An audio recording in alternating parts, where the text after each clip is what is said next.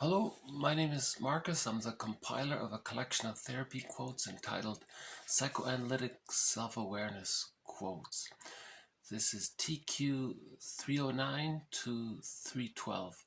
Therapy quote number 309, Loveless Home. From the standpoint of mental hygiene, those homes in which an inharmonious atmosphere is prevalent as the result of constant discord among the members of the family, and where the children are made buffers between quarreling parents who have, quote, fallen out of love. This is the type of surrounding that breeds delinquency.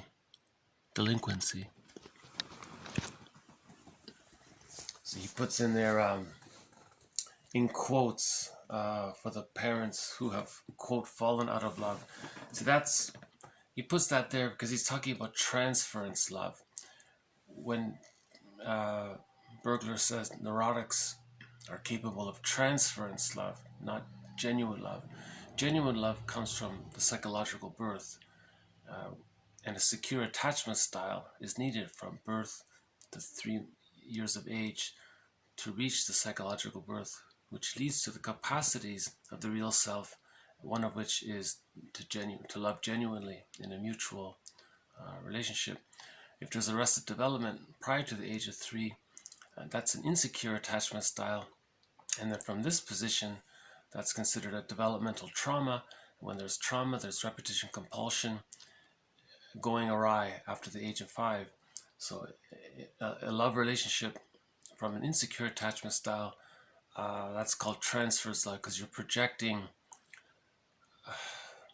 either yourself on the wounded child onto the other, and you're identifying with the aggressor, or you're projecting, or you want the other person to be the good parent, like the title of that play, I love you, you're perfect, now change. So you're projecting mother onto the other person. You want them to correct what happened, but they can't. So he's talking about a dysfunctional home. He's calling it a love. He's being kind of, I think we would probably say nowadays, a dysfunctional home rather than a love, because there's still love. Even in a dysfunctional home, there's going to be some love. Some love will get through in a dysfunctional home. It comes out in a convoluted way. But he's saying in a dysfunctional home,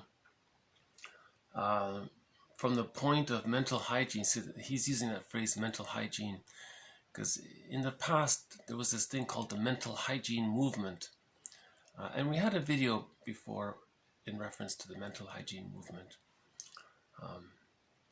So he says, so from the standpoint of emotional health, psychic health, functional living, happy living, if the home atmosphere is based on the couple, the husband and wife being in a conflict habituated or hostile dependent, that's the negative symbiosis. They're both caught in the repetition compulsion of their insecure attachment style. So that's why there's constant conflict there. He's saying that can be the cause where the child acts out delinquency, he's saying, because the child is trying to keep the parents together. The child picks up the complaints of the mother and the complaints of the father, and it's chaotic for him. So he's doing something troublesome to be a unifying force for the parents, because the child wants to keep the parents together. So the child figures if he causes trouble, it'll be a distraction from their problems. He's trying to help. He's trying to help his parents. You see, so if he does something delinquent, the parents are going to bond and stop arguing for a while and to save the child. And the child is secretly thinking, hey, I think I managed to keep my parents together. I kept my family together. That's the so-called idea of family systems therapy. In family systems therapy, the family therapist treats all members of the family simultaneously in the session. You see, the scapegoat may not be the problem. The scapegoat, in this case, the delinquent child, that's the manifestation of the dysfunctional couple. the couple caught in a hostile dependent negative symbiosis, repeating the trauma of their childhoods, reenacting it with the partner, and they're constantly in this struggle. And sometimes these dysfunctional homes, we had a quote before, sometimes they take the form of emotional divorce. They're still married in the home, but the couple are emotionally divorced. You see, so they've fallen out of love. They were never really in love. They were in transference love. That's not really love, right? So just to follow up on that. So I thought that was interesting that he would call that that he referred to the mental hygiene movement there. Not many people use that phrase. I've never heard it, right? I never hear it. The mental hygiene movement. See, in the 50s, there was this whole real effort to create hundreds of movies on the mental hygiene, and I quoted about 20 of them. I gave a list of about 20 of them, which I think are good ones in a previous video. Okay, the next one. Jocasta complex, the morbid attachment of a mother for her own son. The phrase comes from the marriage of Jocasta to her son in the myth. This complex has various degrees of intensity. So we've used the phrase Jocasta mothering and the Jocasta complex already. He's calling it a morbid attachment. So I thought I would just add this to our vocabulary. So remember, the mother is there to meet the needs of the child, not the other way around. If it is the other way around, we can say that's Jocasta mothering, and the woman has a Jocasta complex. She's thinking now she's going to get her needs met because this mother was caught in her existential dilemma, and that woman's mother was caught in her existential dilemma, and neither woman got their attachment needs met. For their needs for a secure attachment met. Now the child comes along, and the mother thinks, you know, I'm finally going to get married. I'm going to finally have someone who's going to respond to me, who's going to respect me and pay attention to me and look at me and do what I say and meet my need. This is called a Jocasta mother. So these mothers are demanding. They're never happy. You see, and the sons end up. So that's called. He's calling this a morbid attachment, and then so the son doesn't get a secure attachment style because he's being used as a self object for the mother. Okay, so that son needs to mourn the loss of not getting a secure attachment. 311. Mourning is viewed as a process of reintegrating repressed wishes for, quote, what could have been. This reintegration, in turn, enables one to relinquish the necessity that those wishes be fulfilled. So that kind of reinforces the idea of how important it is to mourn what we didn't get. So we mourn the loss of not getting the secure attachment style. Once we do that, we don't need to chase it anymore. You can achieve the psychological growth that way. Right? So the guy in the previous quote, the victim of the Jocasta mothering style, he never got a secure attachment style. He can get to a place where he mourns that loss, and then he doesn't need to try to repeat the trauma in the first quote in a dysfunctional way. So it's interesting. It's very hopeful, right? If someone had an insecure attachment style, they can mourn the loss of not getting their needs met, and that they can achieve reparation of the other and reparation of the self. So that's the power of mourning. You know, it's really, someone said all psychotherapy is about mourning, really. Building the ability first to get to the point where a person can mourn. But the goal is mourning, right? And he said, and that same author said, all problems, all dysfunction in life is because we're not mourning. because splitting precludes mourning. When there's an insecure attachment style, that means the splitting is still there, where the child wasn't able by the age of 3 to integrate the images of his mother as being frustrating and satisfying into a whole object. The ambivalence was too great, so the split was still there, and the child is psychically attached to the rejecting aspect of the mother. Right. Okay, one more, 312. This one's a little longer, TQ 312.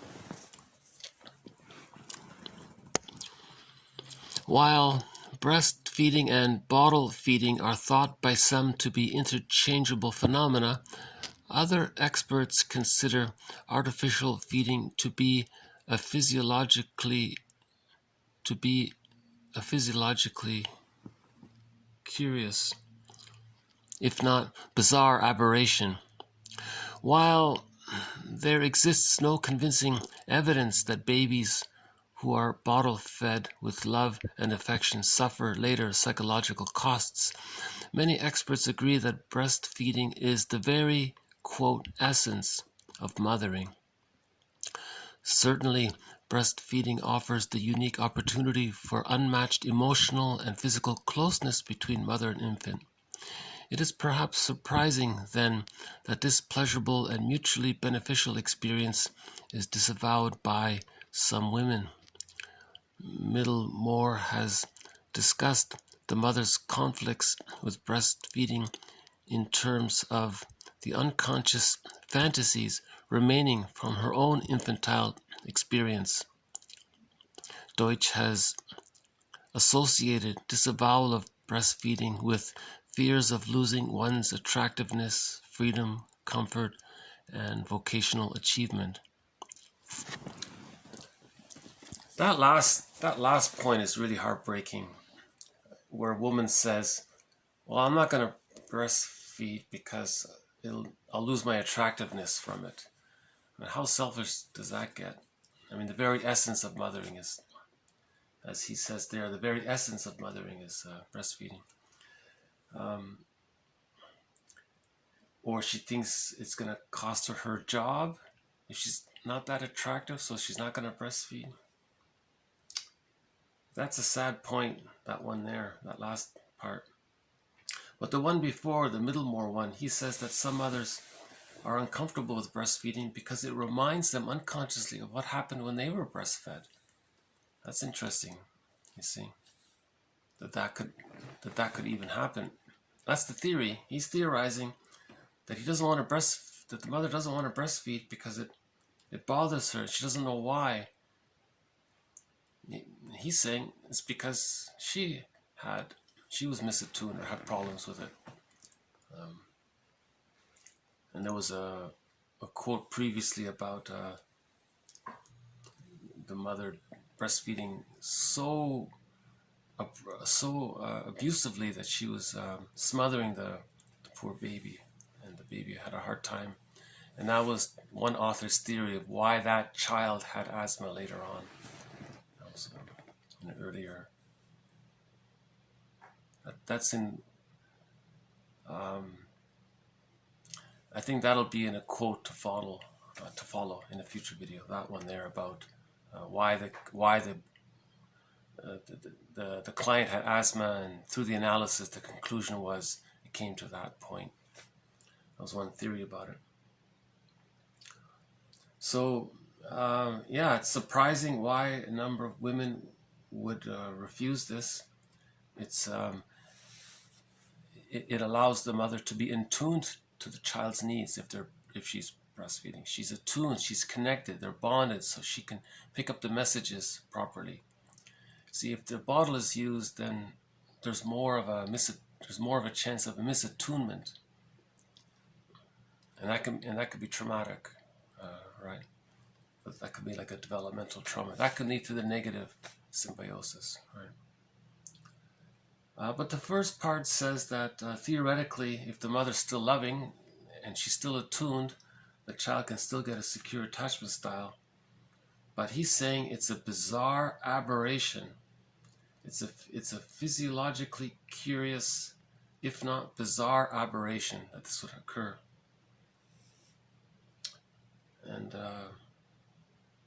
yeah, that's a good quote. It follows up on a previous quote on the importance of how breastfeeding can help the mother be able to pick up the messages of the baby, because she has that rhythm with the baby. She's connected. With the bottle, maybe she misses the signals, right? So once more,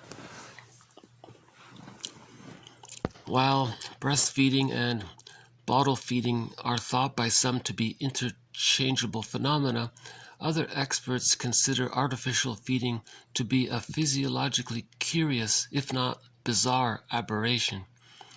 While there exists no convincing evidence that babies who are bottle-fed with love and affection suffer later psychological costs, many experts agree that breastfeeding is the very, quote, essence of mothering. Certainly, breastfeeding offers the unique opportunity for unmatched emotional and physical closeness between mother and infant. It is perhaps surprising, then, that this pleasurable and mutually beneficial experience is disavowed by some women. Middlemore has discussed the mother's conflicts with breastfeeding in terms of the unconscious fantasies remaining from her own infantile experience. Deutsch has associated disavowal of breastfeeding with fears of losing one's attractiveness, freedom, comfort, and vocational achievement. And one author, maybe it'll be for a future video, he's saying that this is part of the reason why there's such a fascination with the bosom in culture, in movies and magazines and so on. Why is there such an overemphasis on this? And women even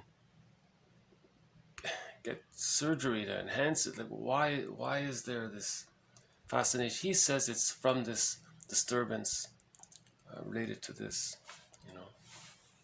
I'll post that in a future video. Okay, yeah, so the first one talked about dysfunctional homes. Why don't I just do a quick zip through? Loveless home. From the standpoint of mental hygiene, those homes in which an inharmonious atmosphere is prevalent as the result of constant discord among the members of the family, and where the children are made buffers between quarreling parents who have, quote, fallen out of love. This is the type of surrounding that breeds delinquency. Jocasta complex, the morbid attachment of a mother to her son. This phrase comes from the marriage of Jocasta to her son in the myth. This complex has various degrees of intensity. Mourning is viewed as a process of reintegrating repressed wishes for what could have been. That's the secure attachment style, right? This reintegration, in turn, enables one to relinquish the necessity that those wishes be fulfilled. So once you let go, then you're okay, right? While breastfeeding and bottle feeding are thought by some to be interchangeable phenomena, other experts consider artificial feeding to be a physiologically curious, if not bizarre, aberration. While there exists no convincing evidence that babies who are bottle-fed with love and affection suffer later psychological costs, many experts agree that breastfeeding is the very, quote, essence of mothering. Certainly, breastfeeding offers the unique opportunity for unmatched emotional and physical closeness between mother and infant. It is perhaps surprising, then, that this pleasurable and mutually beneficial experience is disavowed by some women. Middlemore has discussed the mother's conflicts with breastfeeding in terms of the unconscious fantasies remaining from her own infantile experience. See, that right there is the repetition compulsion going awry. If the mother did have a problem when she was a baby, and now she's passing it on to her baby, there's intergenerational trauma right there, right? and she's doing to the baby what was done to her.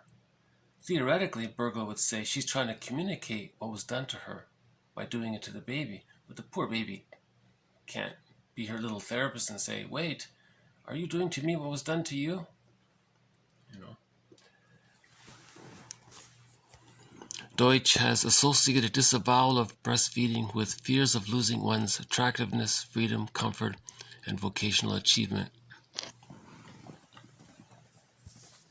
Yeah, that last point is really heartbreaking. I really, I can't imagine. I can't imagine. You see, I think, you know what's linked to this? There will be a future quote on why women always want to be so seductive. Many women equate the ability to be seductive with power, to have power over the guy. And that's her attempt to balance the power scale. Because traditionally men have more power than women, and women want to have power back. So they're using their attractiveness. So, but at some, you see, when a baby's involved, I think the woman's she's got to set her priorities right, you know. See, this is where intergenerational trauma can stop, where the woman says, no, I'm gonna give the baby what the baby needs, and she loves the baby, and not be caught up in her struggles, you know, still, you know, and then the baby suffers, right? So that woman there is also a Jocasta complex. That can be a manifestation of this Jocasta complex, that last part there. Yeah, these are tough quotes. Yeah. These 4 here are pretty tough ones. I didn't realize it when I first posted. So dysfunctional home, that's the conflict habituated home. That's the hostile dependent home. They're caught in the repetition compulsion of repeating their insecure attachment style with the parent. This is transference love. And the kids do their best to keep the parents together so they may act out to be a distraction. And by providing that distraction, it takes some of the pain that the parents are feeling. The child takes some of the pain and trouble. And if he distributes the pain that way, maybe the child thinks the parents will stay together. Because if there's too much pain between the parents, they may break up. So the child takes it upon himself to dilute some of the pain. So he becomes delinquent and troublesome to keep the parents together. So this is sort of the essence of systems theory, right? Family systems therapy, right? Jocasta complex, we mentioned already. Remember, myths are true on the inside, not on the outside. So in the myth, that marriage that we're talking about in the myth, that's not literal.